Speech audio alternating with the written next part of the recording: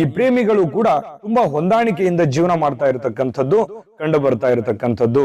ಇನ್ನು ಈ ವಿಶೇಷವಾಗಿ ವಿದ್ಯಾರ್ಥಿಗಳಿಗೆ ಎಜುಕೇಶನ್ ಅಲ್ಲಿ ಏನೋ ಒಂದು ಸಾಧನೆ ಮಾಡಬೇಕು, ದೊಡ್ಡ ಮಟ್ಟಕ್ಕೆ ಹೋಗ್ಬೇಕು, ಅಥವಾ ನಾನು ಓದಿದ್ದೀನಿ ನನ್ ಕೆಲಸ ಸಿಗಬೇಕು, ಈ ರೀತಿಯಾಗಿರ್ತಕ್ಕಂಥ ಬಹುಮುಖ್ಯವಾದ ಸಿಚುವೇಶನ್ ನಲ್ಲಿದ್ರೆ ನೀವು ಪ್ರಯತ್ನ ಪಟ್ರೆ ಖಂಡಿತವಾಗಿಯೂ ನಿಮಗೆ ಒಳ್ಳೆಯ ಅವಕಾಶಗಳು ಓಪನ್ ಆಗ್ತವೆ. ಅದನ್ನ ಸೂಕ್ಷ್ಮವಾದ ದೃಷ್ಟಿನಲ್ಲಿ ನೋಡಬೇಕು.